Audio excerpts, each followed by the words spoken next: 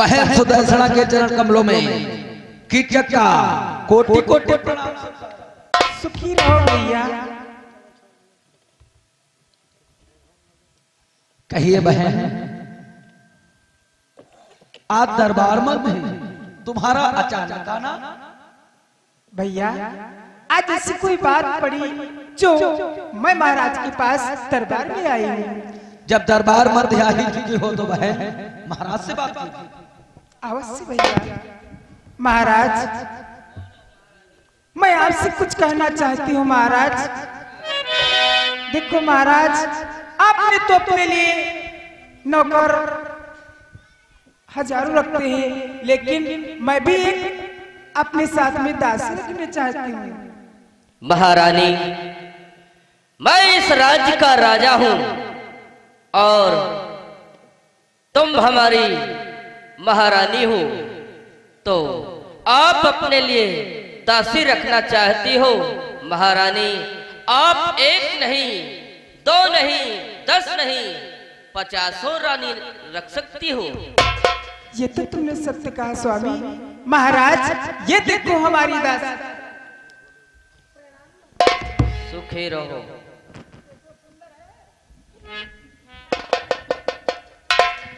क्या बहन, ये तुम्हारी दासी है? हाँ भैया, ये तुम्हारी बहन की दासी है। अच्छा, तो ये हमारी बहन।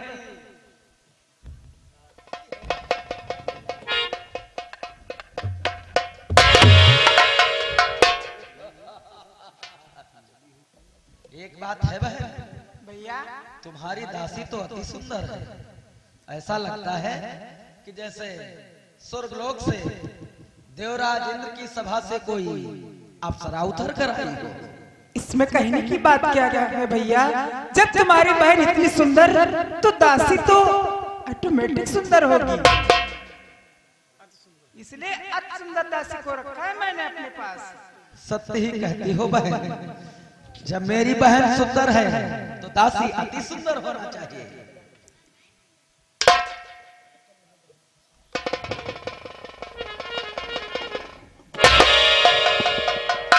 स्वागत।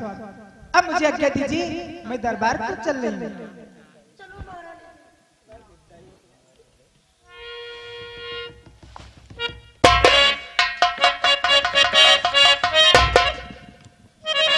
सरेंद्री, तू छोड़े दासी का पन। तू कीचक के मन को लुभा गई है। अब कीचक तुझे दासी नहीं बनने देगा, बल्कि अपने दिल की मलिका बनाएगा, महारानी बनाएगा। तुझे हीरे जवाहरात मोतियों से मढ़ देगा। तो कीचक की महारानी बनकर ऐश करेगी। धैर्य को धारण कर सरेंद्री, मैं अब शीघ्र तुझे पाने का कोई न कोई प्रयत्न खोजता हूं।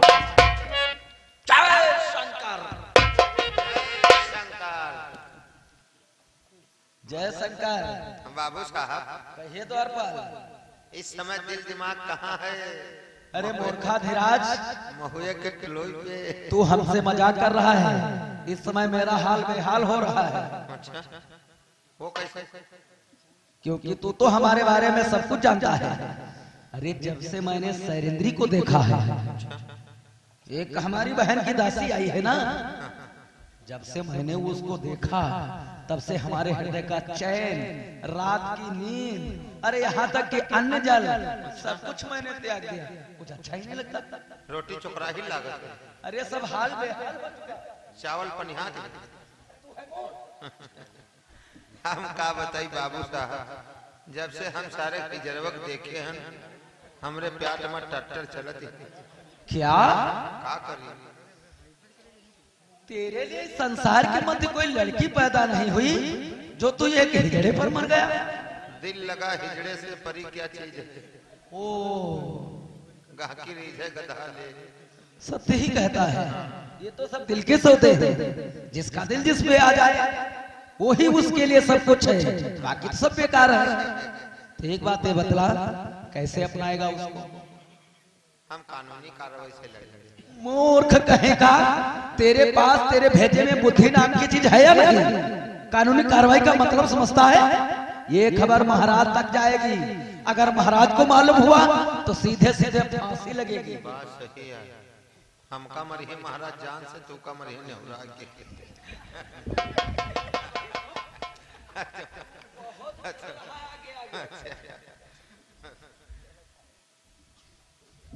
लेकिन मैंने तो उसको अपनाने के लिए एक बड़ा ही सुंदर उपाय सोच लिया है। कैसा उपाय सोचा? अब हम अपने राजभवन में एक बहुत बड़ा प्रीत भोज का अनुष्ठान रचाएंगे, जिसमें देश विदेश तक के राजा महाराजा, दास दासियां, नौकर चाकर सभी को आमंत्रित करूंगा। जब सभी लोग आएंगे, अब ये निमंत्रण पत्र लेकर हम अपने बहन बहनोई के पास जाएंगे।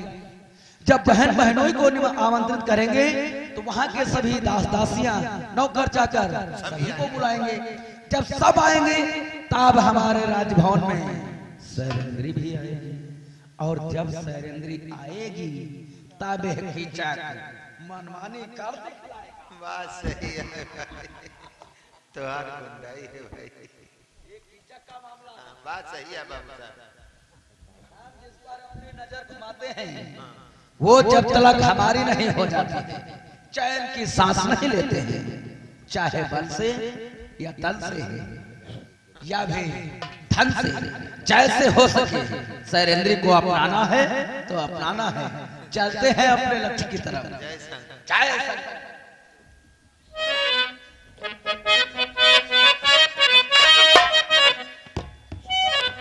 देखा दोस्तों, इतना स्वतंत्र अधिकारी है, अपने बहन बहनोई के सामने शैलेंद्री से हरकत कर ही दिया। और आप लोग देख रहे हैं शीन में उपाय सोच रहा है, यत्न कर रहा है शैलेंद्री को कैसे प्राप्त करें। और आप लोग ये भी देखेंगे कि इसका वध कैसे होता है।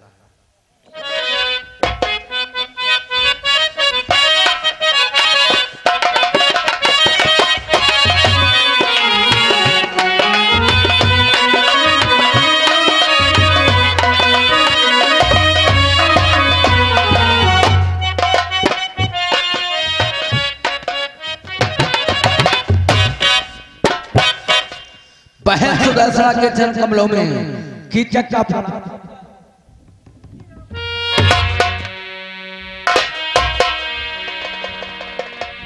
कहो भैया, आज बहुत खुश नजर दिखाई दे रही हूँ।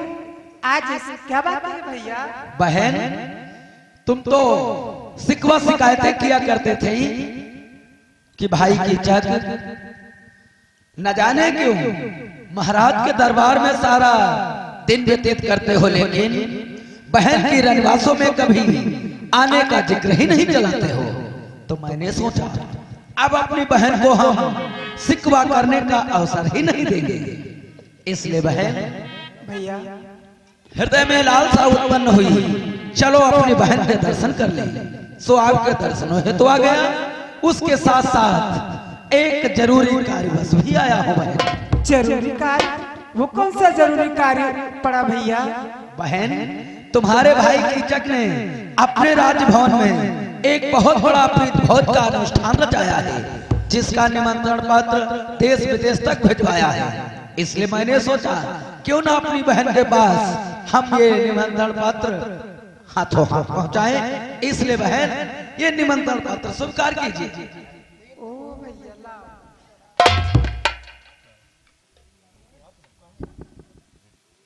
हे बहन, तुम्हारा भाई कीचक प्रीत भोज का अनुष्ठान रचा रहा है, जिसमें समस्त नर नारी आमंत्रित हैं। इसलिए तुम्हारे राज्य महल के जितने दास दासियां, नौकर चाकर, नर नारी हैं, आपके साथ साथ सभी को आमंत्रित करता हूँ। ओहो भैया, हमारा भैया इतना बड़ा प्रीत भोज रचाए और उसमें उसकी बहन ना आए भैया, मैं अवश्य आऊंगी और दास दासियों को भी लाऊंगी।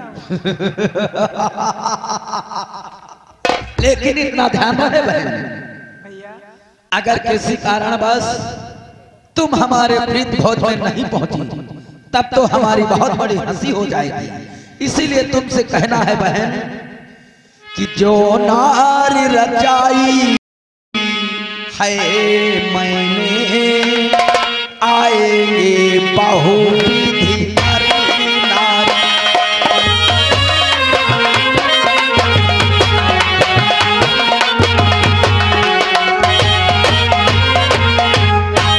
जो नारी रचाई है मैंने आएंगे बहुविधि नर नारी। और यदि आए नहीं बहन मेरी तो होगा किला बहुत भारी।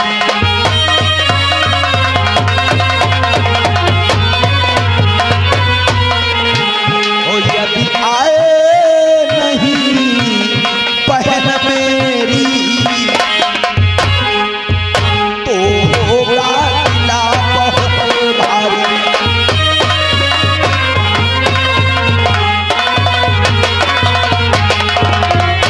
हे बहन, भाई प्रीति भोज का अनुष्ठान करे और उसके प्रीति भोज में उसकी बहन ही ना आए, तब तो वहां के लोग नर नारी सभी हमें धिक्कारेंगे, हमारी हंसी उड़ाएंगे। इसलिए बहन, तुमसे हमारा हाथ जोड़कर निवेदन है, तुम भी आना, साथ साथ में जीजा जी को भी लेकर आना।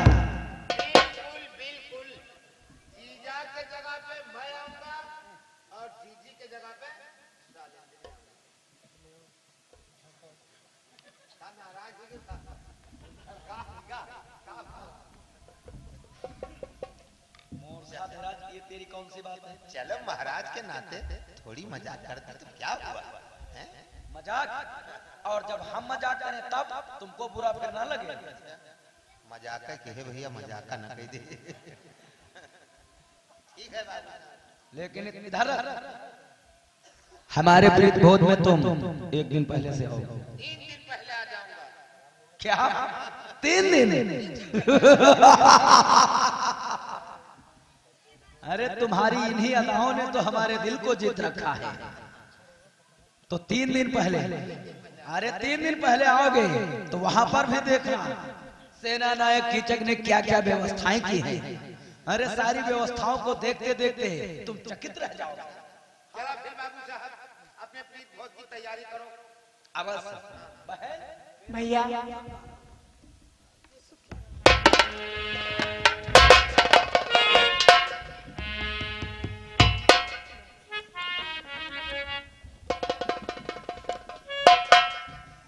द्वारपाल, क्या बात है महारानी? इस पत्र में देखो क्या लिखा हुआ है, क्योंकि हमें तो गंगा स्नान के लिए भी जाना है। हाँ, 1 तारीख तो नहीं पड़ रही, देखो द्वारपाल।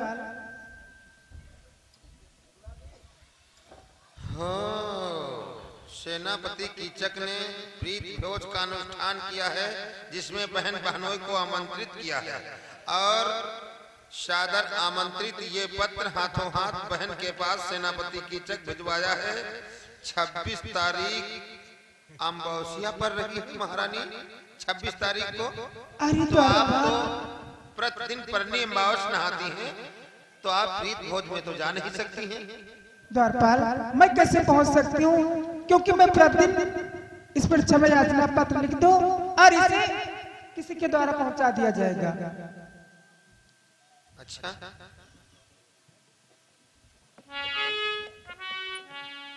चलो इस पत्र में हम बैकिंग लिख देते हैं।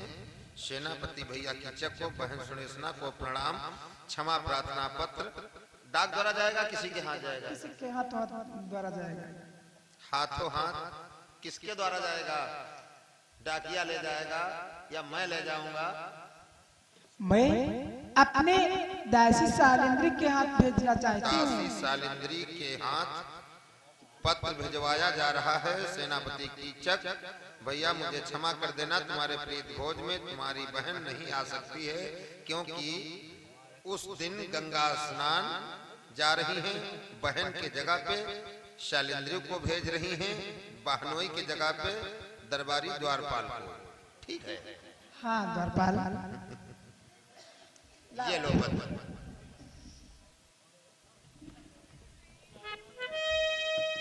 देखो सालिंद्री,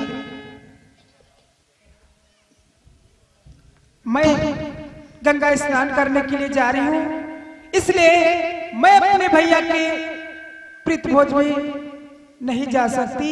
इसलिए हमारा कहना मानो, ये जाओ, ये क्षमा प्रार्थना पत्र हमारे भैया को दे करके आओ। ये क्या कह रही हो महारानी जी? महारानी जी, बस थोड़े से काम के लिए और एक नारी को भेजना चाहती हूँ कि नारी को किसी पुरुष के घर, नारी को किसी पुरुष के घर इस काम से जाना ठीक नहीं।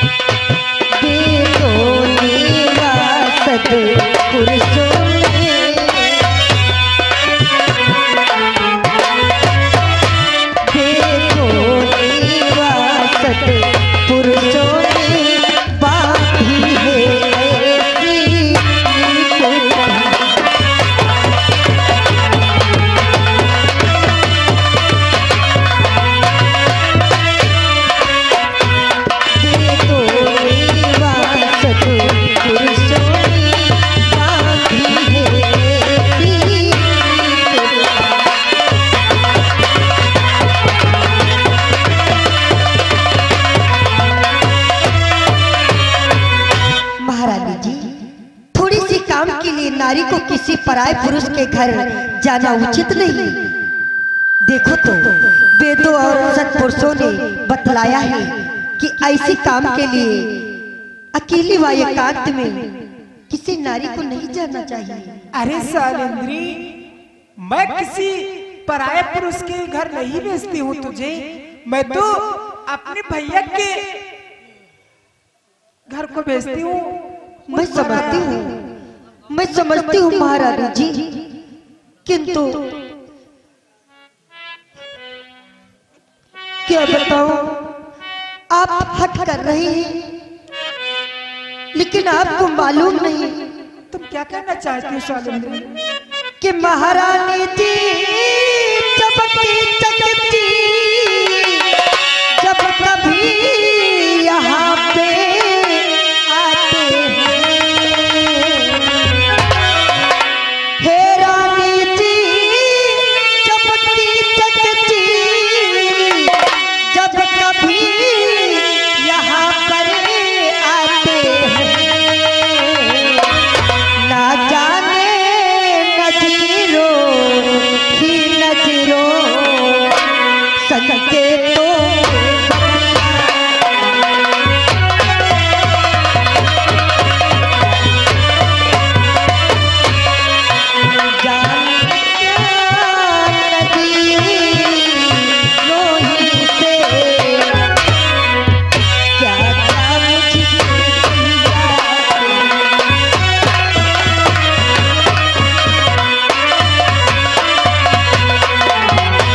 कभी सेनापति यहाँ पर आते हैं, न जाने नजरों ही नजरों में क्या क्या संकेत किया करते हैं, मेरी कुछ समझ में नहीं आता।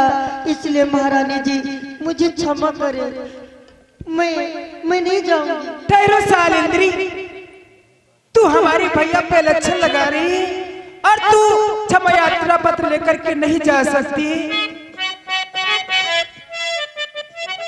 दासी हो कर दिया आज्ञा से,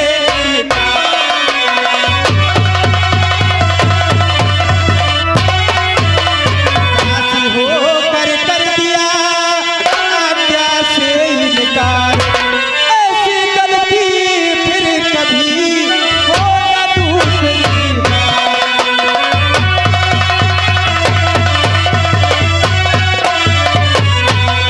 ऐसी गलती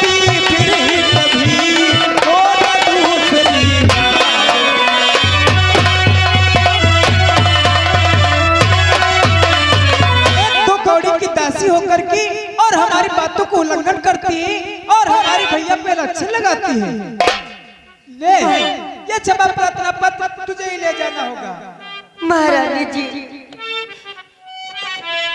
मैं जाऊंगी, आपके आगे का पालन करूंगी, किंतु इतना ध्यान रखना, अगर कोई होनी या अनहोनी घटी तो इसके जिम्मेदार तुम होगी महारानी जी। तू लेकर के जा क्षमा प्रार्थना पत्र, मैं समझूंगी उसे।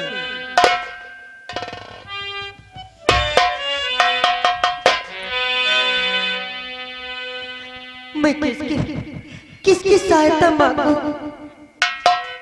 चलो द्वारपाल को बुलाती हूँ। क्या बात है शैलेंद्री, तू घबराई सी लग रही है, क्या बात है? द्वारपाल, तुम्हें तो मालूम है भैया कि कीचक की आदत में अच्छी नहीं लगती। उसकी हरकत हमको भी नहीं पास है, लेकिन क्या करें, नौकरी चाकरी ना करी तो क्या करें। इसलिए मैं चाहती हूँ भैया तुम मेरे साथ चलो, जिससे मेरा मनोबल कम न हो। ऐसी बात है, तो चलो चलते हैं।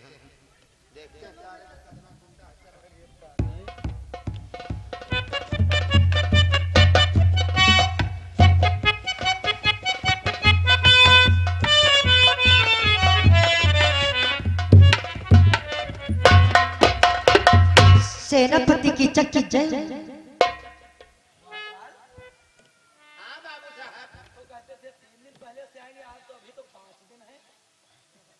इतना एडवांस में आ गया हूँ कि मैं सोचा कि चलो वहाँ का कोई कारभार दिखा लेंगे और बाबू साहब प्रसन्न हो जाएंगे, हो सकता है पैंट शर्ट ले लेंगे। तो पुरस्कार के चक्कर में और क्या, इसलिए 2 दिन पहले आ गए। तो तुम्हारी इच्छा हम अवश्य पूर्ण करेंगे। ये सब लोग निमंत्रण में है तुम्हारे?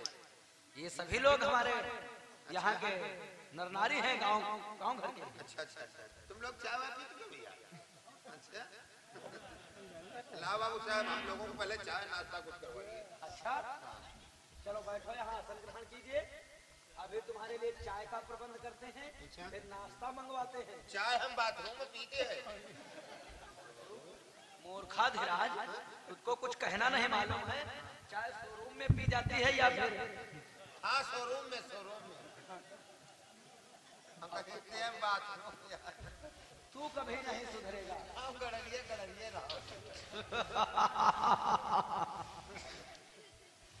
बैठे हैं बाबू साहब। अच्छा ये बताओ, नाश्ते में मीठा मंगवाए या फल फ्रूट मंगवाए? अरे जो कुछ श्रद्धा हो। हमारी इच्छा है हर आइटम का थोड़ा थोड़ा पदार्थ मंगवाते हैं। अच्छा, अरे तो आपका है भाई, और क्या। अरे न जाने कितने कारीगर लगे हैं वहाँ बनाने में। अच्छा, हाँ। शैलेंद्री, पत्र को दे दो, बातचीत करो, समय नहीं है, क्योंकि सेनापति जी, जल्दी वापस हो जाना। ये क्षमा याचना का पत्र आपकी बहन मेरे हाथों द्वारा भिजवाया है, इसे स्वीकार कीजिए।